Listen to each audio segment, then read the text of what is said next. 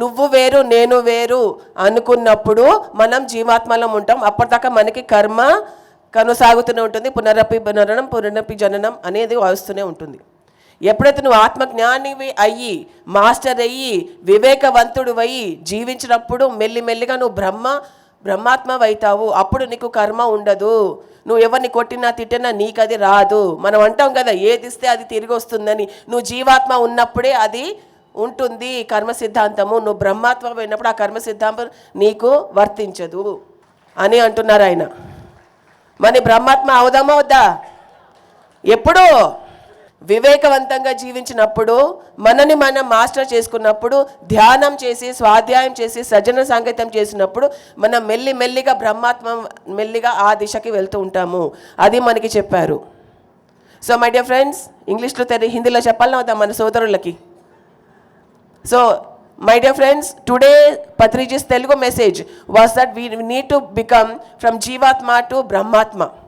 Whenever we are in the Jivatma stage, the karma philosophy, the karma theme or the theory will apply to us. As long as we are Janmatma, everything will happen repeatedly cycle. We will keep being born again and again till we become Brahmatma.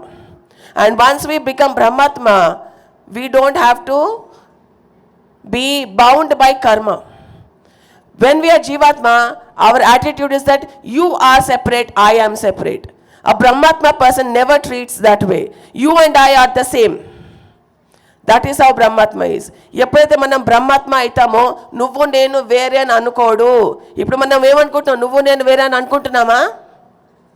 Yes, no, yes ఆ నోనా?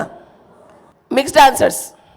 ఎప్పుడైతే మనం నువ్వు వేరే నేను వేరే అనుకుంటామో అప్పుడు కోట్లాట్లు వస్తాయి, నిందనలు వస్తాయి, దూషణలు వస్తాయి, కంప్లైంట్లు వస్తాయి, జడ్జిమెంట్లు వస్తాయి. జడ్జిమెంట్లు లేని దిశగా మనం వెళ్దాము, బ్రహ్మాత్మ అవుదాం. సో मेरे प्यारे दोस्तों, आज पत्री जी ने बहुत सुंदर सा कॉन्सेप्ट हमें दिया है, जीवात्मा और ब्रह्मात्मा. जीवात्मा तब तक हम रहेंगे जब तक हम एक दूसरे को अलग अलग तरह से हम एक दूसरे को ट्रीट करेंगे. तुम अलग हो, मैं अलग हूँ, इसलिए मैं आपको दूषण करूँगी, जजमेंट करूँगी, सब कुछ करूँगी. जब हम ब्रह्मात्मा होंगे तब हमें कर्म का कुछ भी नहीं लगेगा.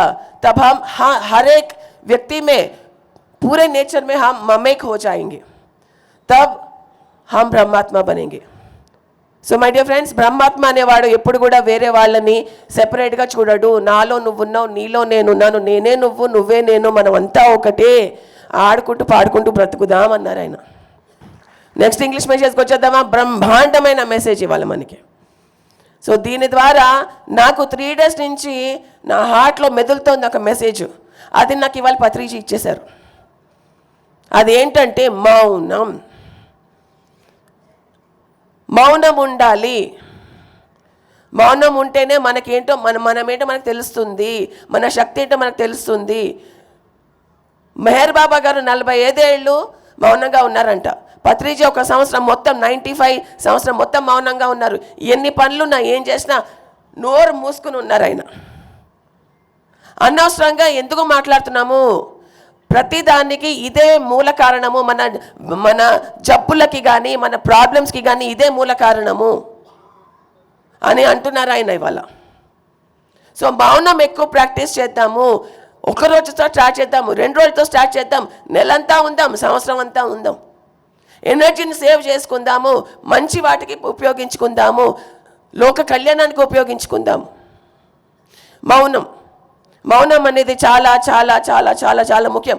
అందరం ఎక్కువ మాట్లాడేస్తున్నాము, ఉన్నది లేనిది కలిపి మాట్లాడేస్తున్నాము, ఎక్కువ మాట్లాడుతున్నాం, అన్నెసెసరీగా అనవసరంగా మాట్లాడుతున్నాం. ఎప్పుడైతే మనం మౌనం ప్రాక్టీస్ చేస్తామో అప్పుడు మనకి తెలుస్తుంది, ఓహో అవసరమైనప్పుడు మాట్లాడాలి, ఇంతే మాట్లాడాలి, వీళ్ళతోనే మాట్లాడాలి, ఇక్కడే మాట్లాడాలి, అలాగే మాట్లాడాలి. మౌనం లేకపోతే మనకి ఇవన్నీ అర్థం కాదు, లోడ లోడ లోడ లోడ లోడ ఉంటుంది. సో మై డియర్ ఫ్రెండ్స్, ఆజ్ ఇంగ్లీష్లో ఆల్రెడీ చెప్పేశారు, నేను ఇంగ్లీష్లో చెప్పాల్సిన అవసరం లేదు, హిందీ చెప్తున్నాను. आज हमें पत्री जी ने बहुत सुंदर सा मैसेज दिया है कि मौन में रहो.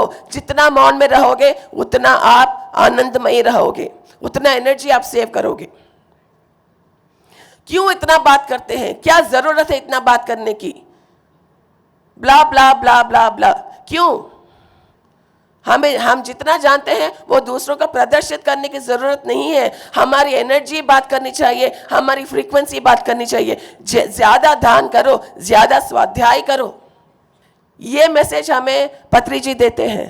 సో మై డియర్ ఫ్రెండ్స్, నేను లాస్ట్ ఇయర్ 2025ని ఫ్రెండ్షిప్ ఇయర్గా నేను అనౌన్స్ చేశాను. అవునా కదా? గుర్తుంది కదా? So I want to declare 2026 as the year of silence. మౌనం పాటిద్దాము. ఎంత అవసరమో అంతనే మాట్లాడదాము.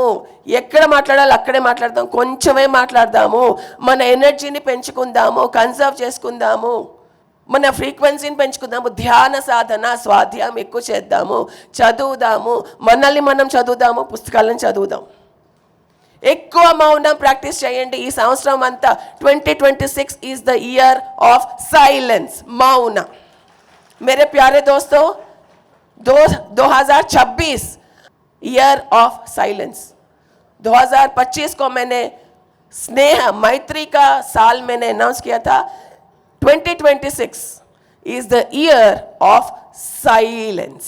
Shut your mouth. ఏంటిది? Shut your mouth. మౌనం ప్రాక్టీస్ చేయండి, మీకే తెలుస్తుంది దాని పవర్ ఏంటో. సో అది మనకి ఇవాళ మెసేజ్, ఇది నా మెసేజ్ 2026కి. 2026 ఈజ్ ద ఇయర్ ఆఫ్ మౌనం, సైలెన్స్, నిశ్శబ్దం, ఎనర్జీ, ఫ్రీక్వెన్సీ, ధ్యానం, స్వాధ్యాయం. Thank you very much, my dear friends, my dear masters, my dear God's.